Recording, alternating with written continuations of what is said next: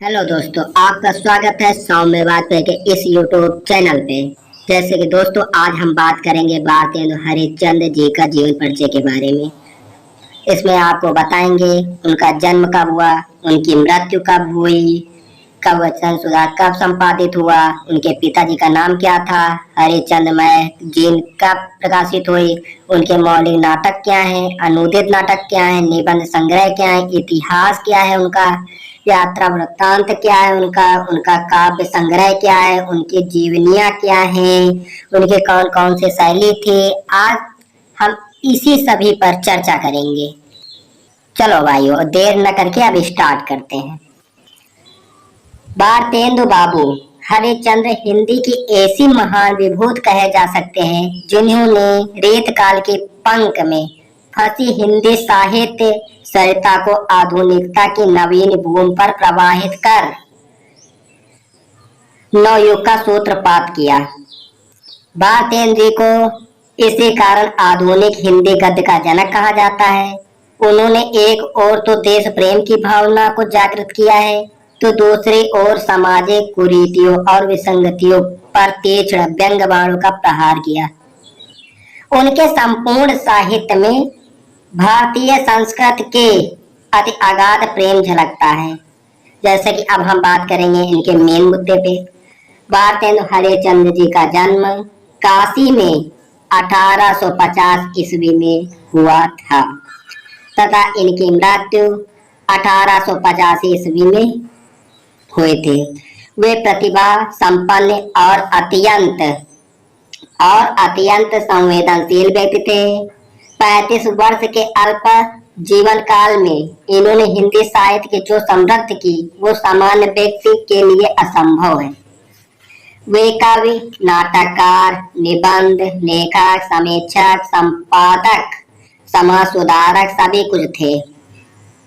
भाइयों, आपके जानकारी के लिए बता दो कि जो जरूरी होगा वो लिख दिया जाएगा और जो बताने योग्य होगा वो बता दिया जाएगा। स्टार्ट करते हैं। हिंदी गद्य के तो वे जन्मदाता समझे जाते हैं। इन्होंने 1868 ईस्वी में कविवचन सुधा का संपादन किया और 1873 ईस्वी में हरिश्चंद्र मैगजीन का आविष्कार किया, संपादित किया। 8 अंक निकल जाने के बाद हरिश्चंद्र मैगजीन का नाम हरिश्चंद्र चंद्रिका हो गया। इनकी कृतियां इस प्रकार हैं। पहले बात करेंगे इनके मौलिक नाटक के बारे में। इनके मौलिक नाटक हैं सत्य हरिश्चंद्र, नील देवी, श्री चंद्रावली, भारत दुर्दशा, अंधेरी नगरी, वैद्य की हिंसा हिंसा ना भवती, सती प्रताप, प्रेम जोगनी आदि। अब हम बात करेंगे इनके अनुदित नाटक के बारे में। इनका अनुदित नाटक है मुद्रा राक्षस, रत्नावली, भारत जननी, विद्या सुंदर, दुर्लभ बंधु, धनंजय विजय। अब हम बात करेंगे निबंध संग्रह पे। सुलोचना, लीलावती, मदालसा, दिल्ली दरबार दर्पण। अब हम बात करेंगे भारतेंदु हरिश्चंद्र जी के इतिहास के बारे में। इन्होंने इतिहास में लिखा है महाराष्ट्र देश का इतिहास, कश्मीर कुसुम, अग्रवालों की उत्पत्ति। अब बात करेंगे इनके यात्रा वृत्तांत पर। इन्होंने लिखा सरयू पार की यात्रा, लखनऊ की यात्रा। भाइयों, आपको फिर एक बार पुनः बता दूं कि जो जरूरी होगा वो हम लिख देंगे और जो बताने योग्य होगा वो बता दिया जाएगा। अब बात करेंगे इनकी जीवनियां क्या हैं। सूरदास की जीवनी, जयदेव, महात्मा मोहम्मद। इनके काव्य संग्रह क्या क्या है। प्रेम सरोवर, प्रेम तुरंग, प्रेम प्रलाप, प्रेम फुलवारी और बैजंती आदि। हम लोग अब इनके बारे में हम लोग संक्षिप्त परिचय बताते हैं। भारतेंदु जी भाषा सरल, सुबोध, सुमधुर, व्यवहारिक, भावानुगामी एवं सशक्त है। इनकी भाषा के संबंध में आचार्य रामचंद्र शुक्ल ने यह उचित ही लिखा है कि उनकी भाषा में ना तो लल्लू लाल जी का ब्रह्म ब्रजभाषापन आने पाया, और न मुंशी सदाशिव लाल का पंडिताउपन, न सदल मिश्र का पूर्वीपन, इतने पनों के एक साथ पीछा छुड़ाने भाषा के संबंध में बहुत ही परिष्कृत रुचि का परिचय देता है।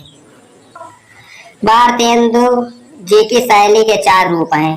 पहला है परिचयात्मक शैली, दूसरा है भावात्मक शैली, तीसरा है गवेषणात्मक शैली, चौथा है व्यंग्यात्मक शैली।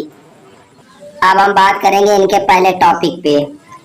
परिचयात्मक शैली का प्रयोग उन्होंने इतिहास के साधारण वर्णों और छोटे छोटे लेखों में किया है। नाटकों के स्वगत अवतरणों में भी इसी शैली के दर्शन होते हैं। इस शैली में न तो संस्कृत के तत्सम शब्दों का बहुलता है और न उसमें अरबी फारसी के ही शब्दों का बहिष्कार किया गया है। दूसरे शब्दों में हम इस शैली को व्यवहारिक शैली भी कह सकते हैं। अब बात करेंगे इनके दूसरे शैली में, भावात्मक शैली। भारतेंदु जी की दूसरी शैली भावात्मक शैली है। इस शैली का प्रयोग उन्होंने उन रचनाओं में किया है जो अधिक भावनापूर्ण है, जैसे कि चंद्रावली, भारत दुर्दशा इत्यादि नाटकों में यह शैली मिलती है। अब बात करेंगे इनके तीसरे शैली पर। भारतेंदु जी की तीसरी शैली है गवेषणात्मक शैली। यह शैली 2 रूपों में विभक्त है। इस शैली का एक रूप हुआ है जो उनके साहित्यिक निबंधों में मिलता है। दूसरा रूप हुआ है जो उनके ऐतिहासिक निबंधों में पाया जाता है।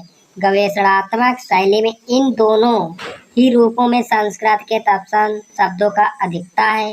वाक्य आवश्यकता अनुसार छोटे और बड़े दोनों ही प्रकार के हो सकते हैं। अब बात करेंगे हम इनके चौथे शैली के बारे में। इनका चौथा शैली है व्यंग्यात्मक शैली। व्यंग्यात्मक शैली में भारतेंदु हरिश्चंद्र जी की चतुर्थ शैली व्यंग्यात्मक शैली है। यह शैली उनके उन लेखों में मिलती है जो सामाजिक कुरीतियों और पंडितों के पाखंड पर लिखे गए हैं। हास्य और व्यंग्य के कारण इस शैली में सजीवता अधिक मिलती है। इसके अतिरिक्त इनके निबंधों में शोक शैली, भाषण शैली, स्रोत शैली, प्रदर्शन शैली, कथा शैली, वर्णनात्मक शैली, विवरणात्मक शैली, विचारात्मक शैली के भी दर्शन होते हैं। इनके द्वारा लिखित दिल्ली दरबार दर्पण इनकी वर्णनात्मक शैली का श्रेष्ठ निदर्शक है।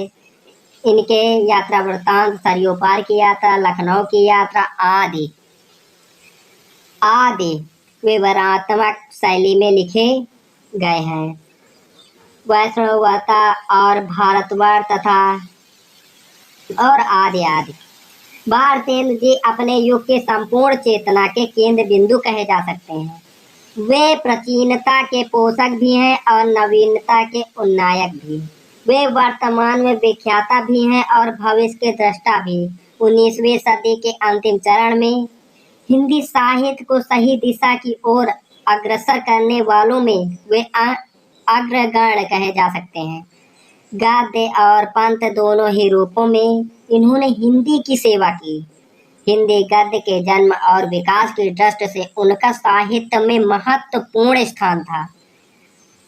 वस्तुतः भारतेंदु जी का विशिष्ट योगदान हिंदी गद्य साहित्य के विकास में रहा।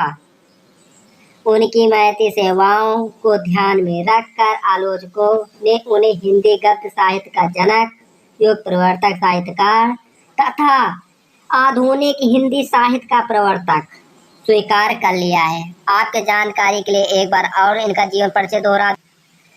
इनका जन्म 1850 ईस्वी में हुआ था। इनकी मृत्यु 1885 ईस्वी में हुई थी। इनके पिताजी का नाम बाबू गोपाल चंद था। इन्होंने कविवचन सुधा का संपादन 1868 ईस्वी में किया। हरिश्चंद्र मैगजीन का संपादन 1873 ईस्वी में किया और इनका जन्म काशी में हुआ था। बस भाइयों, आज के लिए इतना ही। कल मिलते हैं नए वीडियो के साथ। जय श्री राम। धन्यवाद।